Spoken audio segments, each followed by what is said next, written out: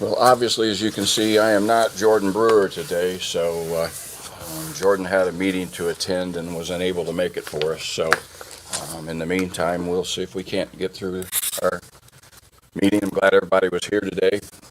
Hopefully, everybody survived the serious cold weather that we had, including our highway department. So first thing is open comments for the public. Is there anybody that would like to share anything before we move on with the schedule? Seeing none, we'll move on then. Presentations. Looks like Stephanie, you're up first. Morning, Stephanie. Morning. I'm Stephanie Harshberger, the county clerk. I have today from the Indiana Bar Foundation an amendment for the kiosk that we currently have outside of the clerk's office.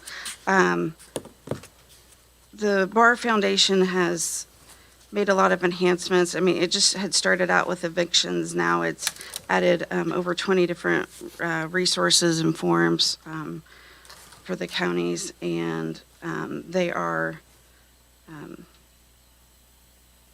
intending to, like, through the life of each unit, they're amending their agreement, going to help out with supplies like paper, ink. They're doing like different upgrades, installing software, doing daily monitoring of kiosk functions, and upgrading some of their software. So they're just making those adjustments if you guys would approve that. I'm good with it. Just so everybody's aware, this is the kiosk that's for folks who are seeking legal help who may not have that, otherwise may not have the means to. Right. Right, to Okay. get that on their Yeah. own. Yes. Okay. Yeah, I don't have a problem. I'll make a motion that we approve the amended agreement with for the legal kiosk through the Indiana Bar Association. And I will second that. Motion carries 2-0. Thank you. Thanks, Stephanie.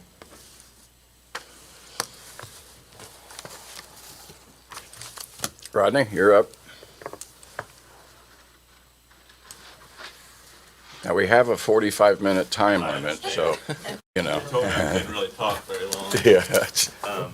and I'm not sure, I was just wanting to, finally got a 2-year project finished. And what I wanted to do was at least bring them up here. They're the health officers for the last, I believe it was 55 years.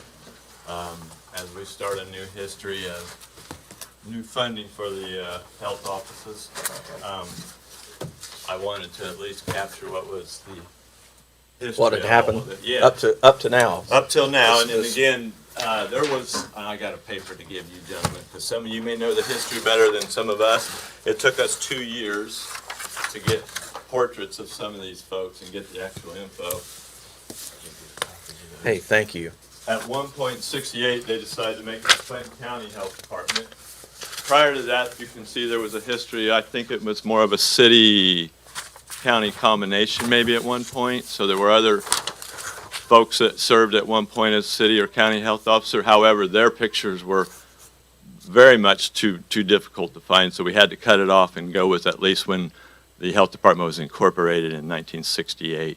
So we have Dr. Applegate, Dr. Work, Dr. Ertl, Dr. Darp, and then now Dr. Pearson, covering a span of 55 years. We're going to have these put up in our hallway there in the offices now, but I wanted to make a presentation to you folks to let That's you know awesome. that we had captured that. It was a 2-year project. Finding the pictures and getting all of them in a quality that we could use was kind of difficult. I wanted to credit Joanne Spalding and Sue Markham to helping us with all that. So the other thing I did want to mention while I'm here, I'll just get out of the way, is we did hire all 3 positions, the new ones. So we have 2 new nurses, a nurse and an MA that's going to serve as a lead case manager. And we also have a new community health worker that will be coming, that's actually on board right now. So all 3 of those positions that we created are filled now. So Well, that's good. yes, one of them, the one gal is our main translator as well, has already been on board and knows our work. So we were very pleased to bring her on board full time that way. So Wow. Well, good news. So you're all ready to go then, huh? Yes, yes. There's training involved with some of it, but they're already on board. We've got Miriam Klein who came in. I believe she worked at the jail at one point too as well, but she brings 27 years of nursing with her. And then we also, I'll have to remember her first name, Kayla Cheek is another one that we brought on board, and she'll be working with us. And then Karina Garcia Martinez is the one that's been worked through the pandemic with us. Okay. Yep. Thank you for your time. I appreciate Oh, it. Rodney, thank you. Are you gonna leave these, I'll- if you're gonna pick them up, I wanna see them. before you Yes, pick 'em up. well, and like I said, I can leave till after the meeting and pull them out of here then, so. I only know these two. Okay. I don't remember them. I understand. I understand. I've heard of them.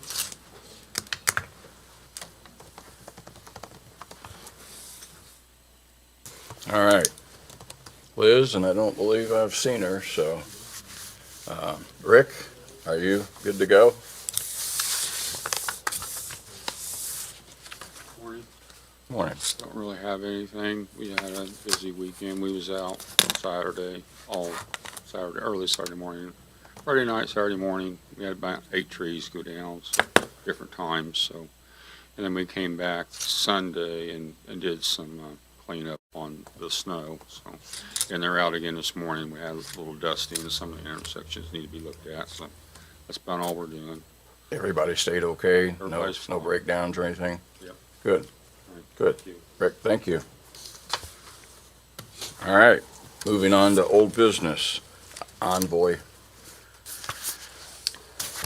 Annex Courthouse number 3 adjustment. I'll make a motion that we approve Envoy's pay app number 3 for the Annex and Courthouse project. And I will second that. And it appears like we're looking at balance to finish now is down to about 8,000 or 8 million. So only 8 million to go. So motion carries 2-0. All right, new business. Bridge number 115, local agreement. You want me to speak on that? Yeah, Little if you bit. want. Yeah, yes. so this is for bridge number 115, so if those of you aren't familiar with that, that is the first bridge east of Alhambra Avenue on Kelly Road here in Frankfurt. That's our, let's see, so this will be in 2028. That's our next federal bridge project, or Yeah. the newest one we have.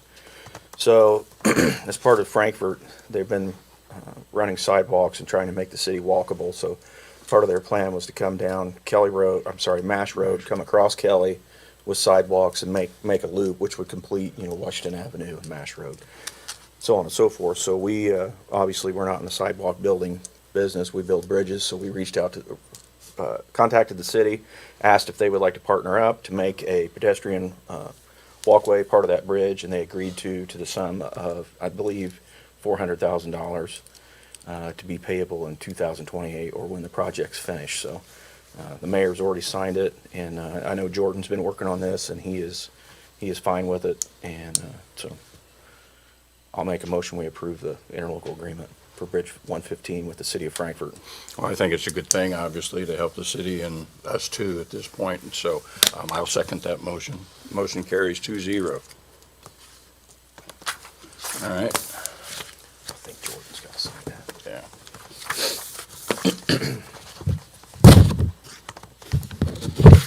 And the next on the schedule is a part-time job description / probation.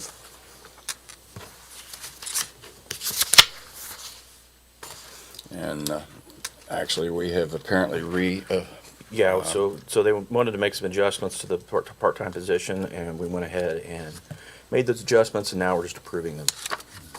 So I'll make a motion that we approve the part-time job description for probation. okay, and I will second that. Okay. Motion also carries 2-0.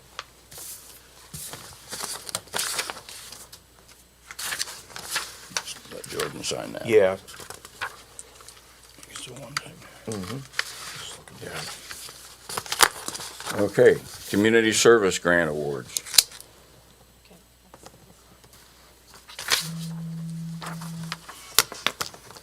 All right. should have music for every item on the agenda. That was your lead. Yes. Your lead. Now, Do it. okay, now you're on. Well, it appears like that we've been budgeted for our 24, 110,000 under the community service grant. And this is obviously a comparison so that everybody has it from 23 to 24. I don't know, do you want to just go down and, You just need to read the request for this year. yeah. So I just wonder if we just ought to let everybody know what we received in 23 and then what we're going to do in 24 possibly, or I think what? I think if you want to read them off, you can, or if not, if you just want to list who asked. But I think what we'll do is Table it and. table it and then make the awards. So these are the requests, and then we'll make the awards at our next Exactly. meeting. Yep. Yeah. I think at this point in time, obviously, everybody has requested more money than they did the year 23. And I am sure that with a little bit of the addition that we've got, we will make some adjustments and so forth with that. So I'll take the motion that, that we table this until we've had a time to adjust the proper amounts for each entity. And there's 1, 2, 3, 4, 5, 6, 7, 8. There's 9 different asks from each organization, such as Coach Kids, Crossing, Boys Club, Community Health, etc. So I think at this point in time, I'll just take a motion that we table this to review what the amount is that we decide to award and then make that announcement then. I'll make that motion. All right. I'll second that motion. So motion carries 2-0.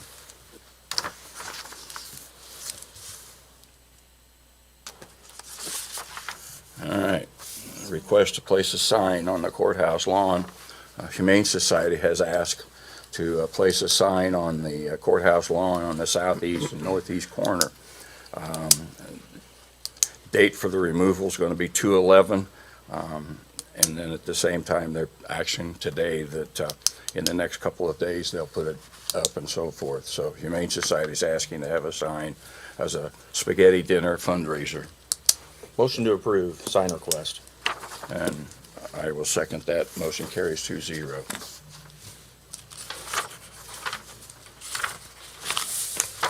All right, department heads. Any department heads at all?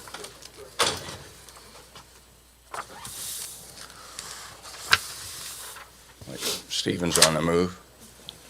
It's on a mission. Good morning. Good morning, Stephen.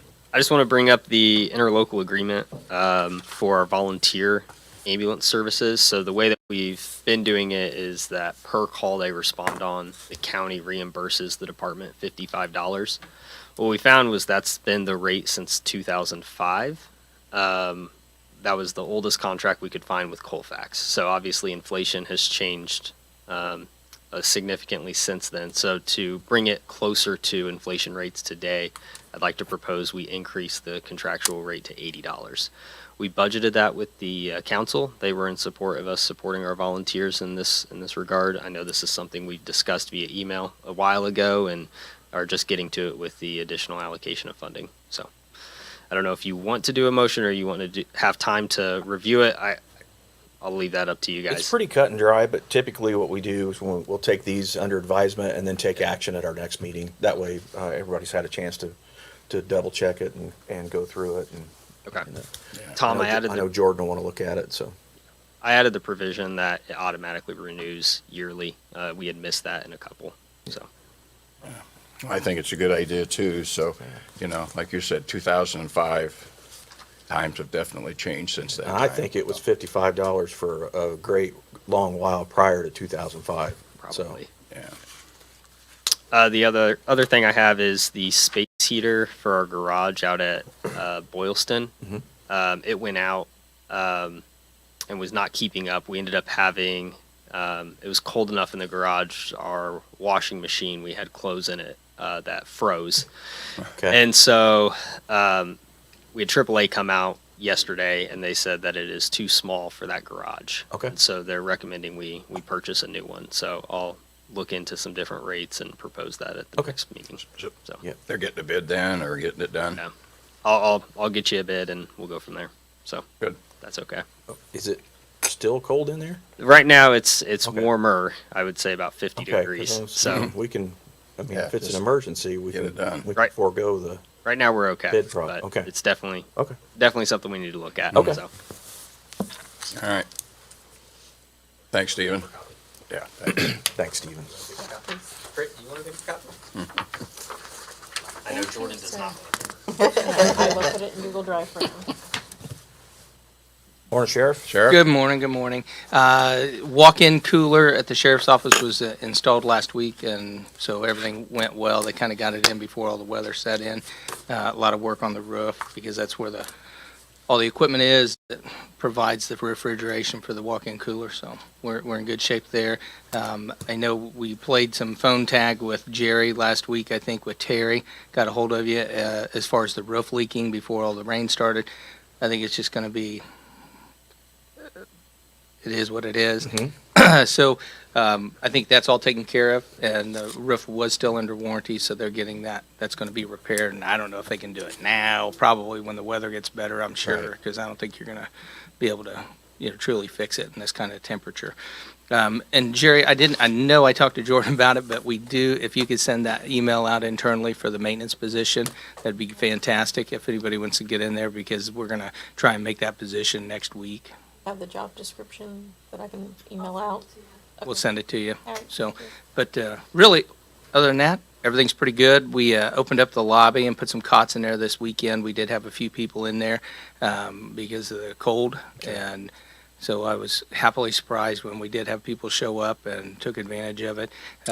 We did provide them a meal. It's $1 something a meal, so we did provide some meals there, which is, I think the least that we can try and get done. So we had a few people in there. So with the weather and temperature tonight, we'll probably keep it open maybe till the end of this week, and I think we're looking at the 40-degree mark next week. So come on spring break. T-shirt weather. So, but that's really all I've got for the most part. Everything else seems to be working. We haven't had any major failures at the facility, and that's a good This week. thing. So, as far as business-wise, at the sheriff's office, we had, the typical calls this weekend, nothing drastic. We didn't have a lot of stranded motorists, which was good. All of that stuff on top of this cold weather. Usually, it always makes things more difficult. So, thanks to all of our first responders, our EMS people, fire, and our police officers. So, everything looked like it was good this weekend. I'm going to have the matron provide you some numbers. It was provided in the council meeting, just so you guys know and that you see it, okay? Okay. All right, Thanks, Sheriff. thank you. Well, I grabbed my wrong binder this morning, so I'm going to go off in memory a little bit. So, our medical savings, our invoices were around 512,000. Our medical savings was 496,000-ish. So we saved over 96% on the medical billing for the inmates for 2023. I gave a commissary semi-annual report at the council meeting. And I just notated that at 2018, at the end of 2018, before I took over, the revenue to commissary was roughly 222,000. The 2023 revenue for commissary was $715,000. So, I believe those were all the numbers that I provided to the council. So if you have any questions. No, I was here for the council meetings. Yeah. Quick question.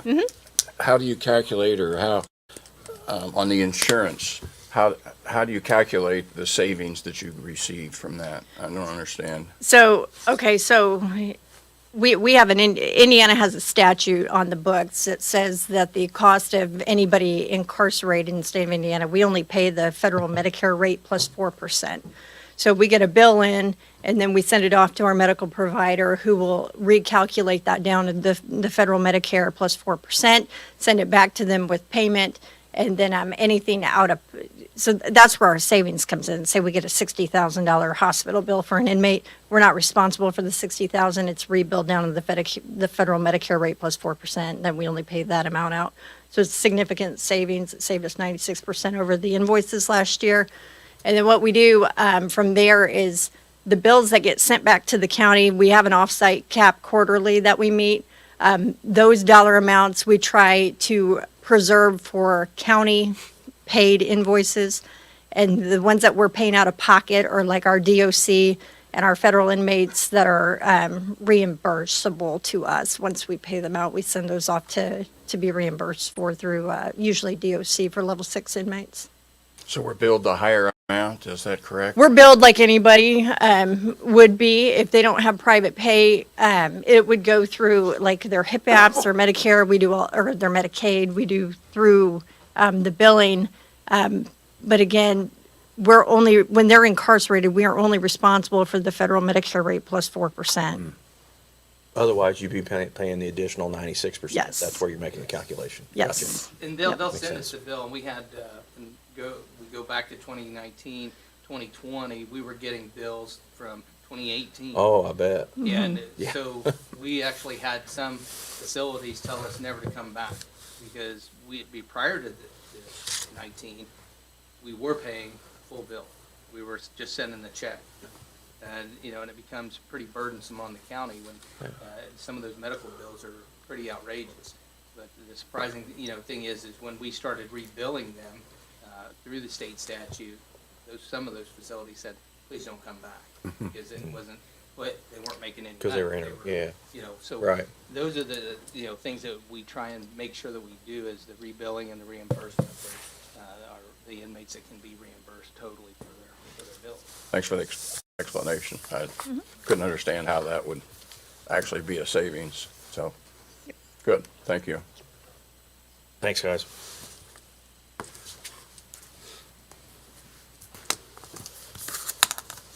Any other department heads that would like to address us?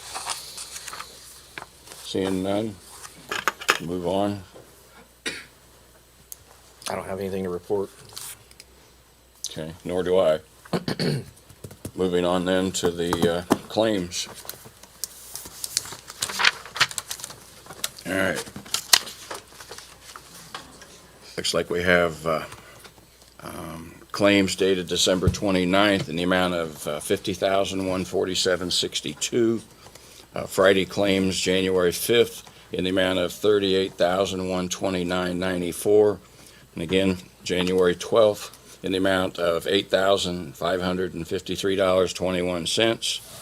Biweekly claims were $941,478, and court claims January 16th in the amount of $13,109.50. Motion to approve claims. Motion carries 2-0.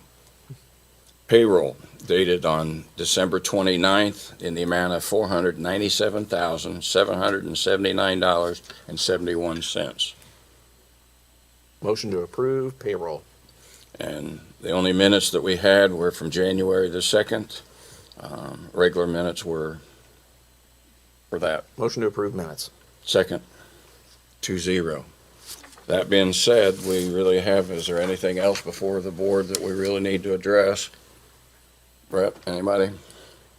Our next one is going to be the February the 7th, and that just doesn't seem right. It's February already.